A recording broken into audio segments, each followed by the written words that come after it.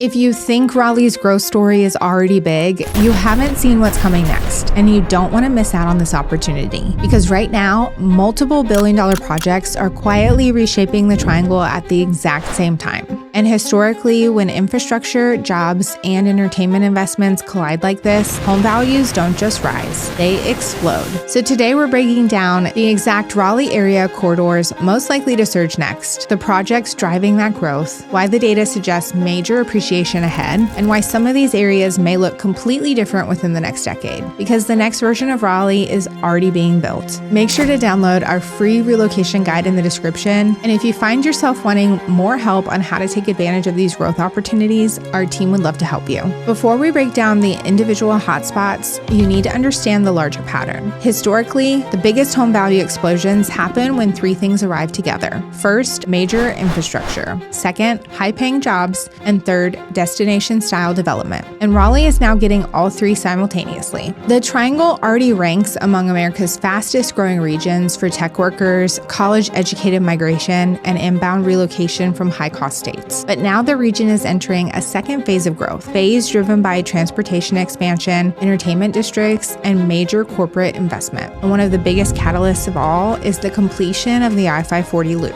One of the biggest future appreciation corridors in the triangle sits along the new southern I-540 expansion, especially near Southeast Raleigh, Garner, Clayton, and southern Wake County. The completion of the Southern Wake Expressway fundamentally changes regional connectivity. For decades, many of these areas felt too disconnected from RTP and western Wake County, creating illogical commutes for most. But the new 540 segments are eliminating that barrier. Suddenly, Clayton becomes dramatically more connected to RTP, and southern Wake County as a whole becomes far more attractive for commuters. And when commute times shrink, land values usually rise dramatically. This is what happened historically in North Raleigh, Cary, and Apex after earlier highway expansions of the same roadway. The density filled in rapidly, and home values that were now just outside the new outer loop nearly doubled over a 10-year period. Now we're seeing the same pattern move south and east. And the reason this corridor has massive upside is simple. There's still land, a lot of land, compared to Cary or North Raleigh. Many parts of Clayton and southern Wake County still offer lower home prices, larger lots, and substantial undeveloped acreage. That combination becomes extremely powerful once highway access improves, and the market is already reacting. Developers are aggressively targeting Clayton, Garner, and southeast Wake County for large-scale residential growth, because once a full outer loop exists, suburban expansion accelerates outward, and historically, that's when appreciation starts compounding fast. Now let's talk about what may become the biggest urban transformation project in Raleigh, Downtown South. Located just south of downtown Raleigh near South Saunders Street and I-40, Downtown South is planned as a massive mixed-use entertainment district. The vision includes high-rise residential buildings and offices, entertainment venues, retail, restaurants, and potentially even a soccer stadium. And this matters enormously for nearby real estate, because major mixed-use districts historically create ripple effects outward from the project itself. Look at what happened around the Battery in Atlanta, Nashville's Gulch, or NODA in Charlotte. Once entertainment, walkability, nightlife, and new housing arrive, surrounding neighborhoods often see major reinvestment. And South Raleigh is still relatively undervalued compared to North Hills, downtown Cary, or North Raleigh. That creates opportunity. We could be looking at the start of a new North Hills and a reinvention of a portion of town that has historically been a very commercial space, especially in areas surrounding South Saunders, Tryon Road, Lake Wheeler, and South Central Raleigh corridors. Because once major private investment enters an overlooked area, the perception changes quickly, and perception shifts often drive some of the biggest appreciation cycles in urban real estate. Now let's talk about the project that may have the single biggest long-term impact on Triangle home values, Apple's RTP campus. Even before full build-out, the Apple announcement already accelerated growth pressure across Cary, Morrisville, Western Raleigh, and Apex, because Apple isn't just one company, it's a signal that the Triangle is transitioning into a top-tier national tech hub. And historically, when Apple enters a market, housing demand follows. especially from engineers, executives, startups, and highly paid remote workers. Areas closest to RTP are likely to benefit the most, especially Western Cary, Morrisville, Northwest Apex, Briar Creek, and West Raleigh corridors near I-540. And here's why this matters so much. The Triangle is still dramatically cheaper than Silicon Valley, Seattle, Boston, or Northern Virginia. That affordability gap creates what economists call migration arbitrage. Highly paid workers relocate from expensive markets, then buy substantially larger homes in the Triangle. And that demand has already pushed parts of Cary into $1 million average home value territory in premium neighborhoods. Expect Northwest Cary to get increasingly more expensive, and the next major appreciation wave may happen in adjacent areas that are still relatively cheaper today, especially Western Apex and Outer Cary growth corridors connected by 540. Because of the Apple campus delay, the surge in prices have also been temporarily delayed, providing a window of opportunity for those looking to get in now before you're completely priced out. And then there's the Western Raleigh corridor, which may be about to change completely. One of the most overlooked future growth stories in Raleigh is happening around the Lenovo Center, formerly the PNC Arena. The area surrounding this arena is now planned for massive sports and entertainment district, potentially worth over $1 billion. Plans include thousands of apartments, entertainment venues, hotels, restaurants, office space, retail, and high-rise development reaching up to 40 stories. And this is a huge deal because for years, one of the biggest criticisms of the arena area was that it lacks surrounding urban development. It's been incredible for tailgating, don't get me wrong, but it still feels isolated. Many people ask, where the heck does everyone eat before Canes games? But this project will completely change that. Think along the lines of a scale similar to the Battery just outside of Atlanta, which has been transformative for that area. And when large entertainment districts emerge, adjacent neighborhoods often appreciate significantly, especially nearby areas like West Raleigh,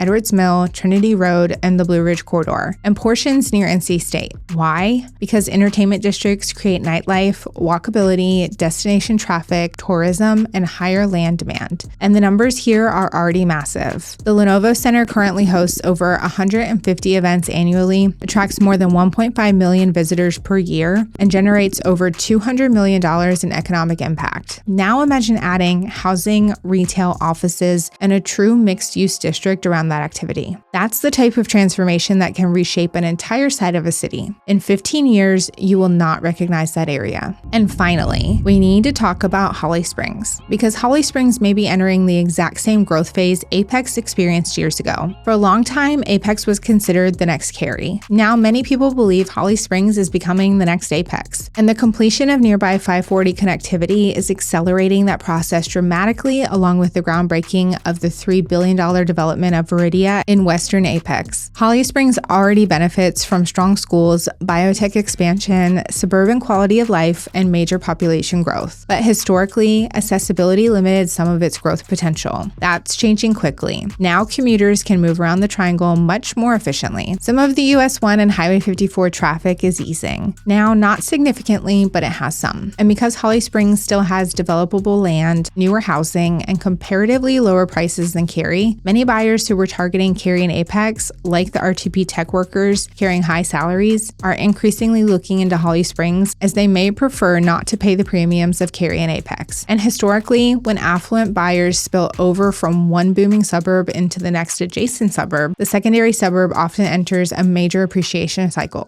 That's exactly what could happen next, and arguably has already started happening in Holly Springs. What's happening in Raleigh right now isn't random growth, and the question isn't if these transformations are going to happen, it's which one is going to explode first. If you're looking to grow your wealth, these areas all provide massive opportunities. If you're wanting more assistance, we would love to help strategize with you, and make sure you download our free relocation guide. Thank you for watching.